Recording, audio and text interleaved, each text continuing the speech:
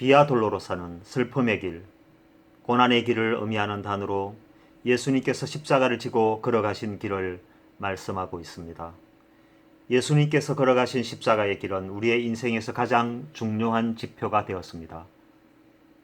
그것은 그분을 따르는 모든 그리스도인들에게 적용되는 핵심 가치입니다. 예수님께서 그분을 따르고자 하는 모든 그리스도인들에게 자기 십자가를 지고 따라오라고 하셨기 때문입니다. 예수님의 십자가는 모두 14개의 지점으로 분할하여 각 지점마다 우리에게 교훈을 하고 있습니다. 그것은 우리가 우리의 인생을 살아가는 과정에서 만나게 되는 과제의 지점이며 교차점이 되는 것들이었습니다. 1지점은 빌라도의 법정이 있는 안토니오 성체로 본디오 빌라도 총독에게 사형 선고를 받은 십자가의 출발점입니다. 빌라도 총독의 재판 과정은 유대인들이 예수님을 고발함으로써 시작되었으며 빌라도의 예비 신문과 무죄 선언이 3차례에 걸쳐 반복되었습니다. 유대인의 소요와 데모는 재판이 진행될수록 강도가 거세졌고 이들의 소요를 두려워한 빌라도 총독은 이 재판에 문제가 있음을 지적하고 알면서도 십자가 처형을 결정하게 된 것입니다. 저희가 예수를 가야바에게서 간정으로 끌고 가니 새벽이라. 저희는 더럽힘을 받지 아니하고 유월절 잔치를 먹고자 하여 관정에 들어가지 아니하더라. 이 지점은 빌라도가 사형 선고를 하고 조롱과 채찍을 당한 후 예수를 그들에게 넘겨준 곳이었습니다. 빌라도는 스스로가 무죄하다고 판단한 예수에게 채찍질을 가하였습니다. 그것은 소요가 도를 넘은 유대인들의 저항이 두려운 나머지 그들에게 보여주고 가시하기 위한 소극적 태도였습니다. 빌라도 총독으로부터 예수님을 인계받은 유대인과 제사장들과 군병들은 예수님에게 가시관을 만들어 씌우고 침을 뱉으며 손바닥으로 얼굴을 때리고 발길질하며 갈대로 머리를 치면서 예수님을 조롱하고 희롱하며 십자가를 지게 하였습니다. 이에 빌라도가 예수를 데려다가 채찍질하더라. 이에 예수를 십자가에 못 박히게 저희에게 넘겨주니라. 3지점은 발길질과 채찍에 맞으며 십자가를 지신 예수님께서 처음으로 쓰러진 곳이었습니다. 빌라도 총독에게 예수를 넘겨받은 유대인과 대제사장은 예수님께 십자가를 지우고 골고다 언덕을 올라가게 하였습니다. 고난의 길은 처음부터 순탄하지 않았습니다. 이미 많은 고초를 겪은 후에 가는 길이었기 때문에 얼마 가지 않아서 쓰러질 수밖에 없었던 것이었습니다. 4지점은 십자가를 지고 올라가시던 예수님께서 그의 어머니이신 마리아를 만난 곳이었습니다.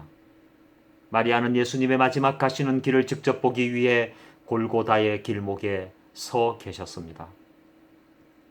마리아는 힘도 근력도 재력도 없는 그저 나약한 여자일 뿐이었습니다.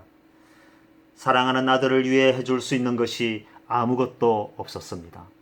그저 그렇게 십자가를 지고 올라가는 모습을 눈물로서 바라볼 뿐이었습니다. 5지점은 경사가 심한 골고다 언덕길로서 더 이상 십자가를 질 수 없는 예수님을 대신하여 구레네 사람 시몬에게 십자가를 대신 지게 한 곳이었습니다.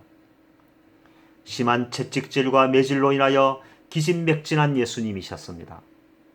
아무런 죄도 없이 그저 그렇게 우리들의 죄를 지고 가시는 어린 양이었습니다.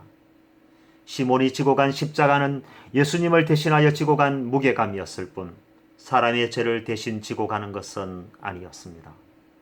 그 또한 우리와 같은 죄인이었습니다. 그러나 그럼에도 불구하고 시몬은 우리의 기억 속에 언제나 남아있게 되었습니다. 우연한 기회였지만 그는 예수님의 십자가의 길에서 함께 동행하였기 때문입니다. 6지점은 12년째 혈류증을 앓다가 예수님께 고침을 받은 베로니카가 예수님의 얼굴을 닦아준 곳입니다. 예수님의 옷자락만 만져도 나음을 입으리라는 큰 믿음을 소유했던 베로니카 여인이 피와 땀으로 얼룩져 있는 예수님의 얼굴을 닦으며 얼마나 많이 울었을까요? 7지점은 예수님께서 예루살렘 성 밖으로 나가는 문을 지나면서 두 번째 쓰러진 곳으로 예수님의 사형 선고가 이곳에서 계시되었다는 전성이 있습니다. 그래서 후대 기독교인들은 이곳을 심판의 문이라고 일컬었습니다. 예수님의 십자가는 시몬이 지고 가고 있었습니다. 그럼에도 예수님은 또다시 쓰러지고 말았습니다. 얼마나 힘드셨을까요? 그 무게는 얼마나 무거웠을까요? 8지점은 눈물로 예수님의 십자가를 뒤따르는 여인들에게 나를 위해 울지 말고 너희 자녀들을 위해 울라고 위로하신 곳입니다. 예수님의 십자가 길을 동행하였던 대부분의 사람들은 나약한 여인들이었습니다.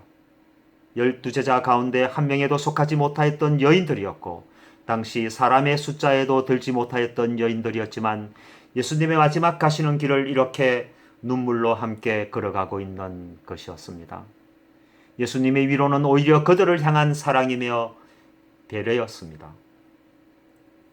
9지점은 지칠 대로 지친 예수께서 세 번째로 쓰러진 곳으로 골고다 언덕 바로 아래였습니다. 쓰러진 곳에서 하늘 위쪽으로 바라보면 이제 자신이 자신의 목숨을 바쳐야 할 십자가 처형의 땅이 보입니다. 예수님은 여기서 그곳을 바라보며 무슨 생각을 하셨을까요?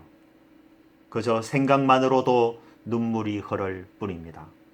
죄는 우리가 지었는데 그 죄를 지고 가는 어린 양을 바라보며 누구 하나 대신하겠다는 사람이 없습니다. 10지점은 예수님을 십자가에 못 박기 위해 옷을 벗긴 곳으로 바로 골고다 언덕입니다.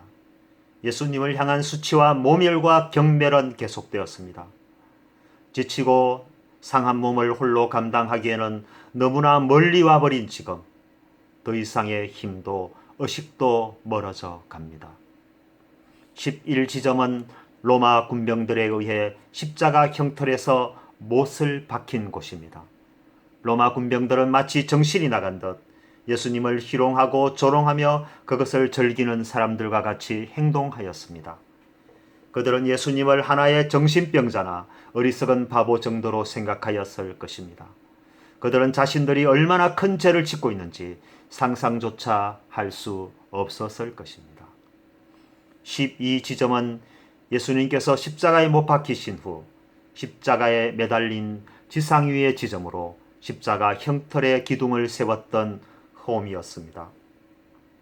그 지점에서 예수님께서는 엘리 엘리 라마 사박단이라고 부르짖으며 운명하셨습니다.